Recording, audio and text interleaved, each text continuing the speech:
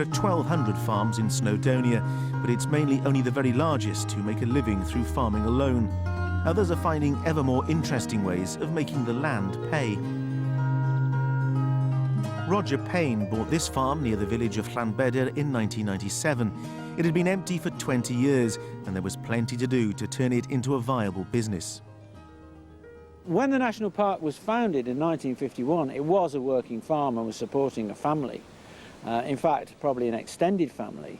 But the history of the farm, or the story of the farm, since then is very much the story of the national park, because it's a working park and that people in it have to make a living. And so as time's gone by, the farms have had to either get bigger or they've had to find other ways to make a living. Roger and his wife Leslie turned their barns into self-catering accommodation, but farming itself continued to contribute little to the business. So I was just racking my brains and thinking, well, is there something we can do with wool? Because wool just has no value.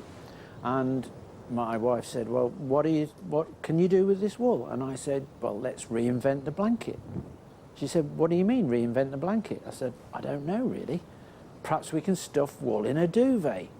Well, she said, you can't stuff wool in a duvet. And even if you did, you can't call it a wool duvet because nobody will want to buy it. So she said, if you really think we can do it, we'll have to call it something else.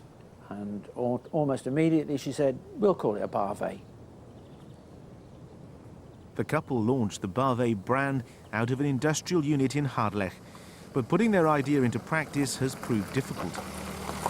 You can't actually find anybody in Wales to actually make these products, and you can't actually find anybody in the UK that could do this whole process. And so we literally started from scratch. We had to find out, first of all, which wool we could use. You can't just use any wool. We have different breeds of sheep for a purpose. The different breeds provide a different job. So your Welsh Mountain really makes very, very good carpets, hard wearing. It doesn't make a good duvet, which was a disappointment because we're surrounded by Welsh Mountain.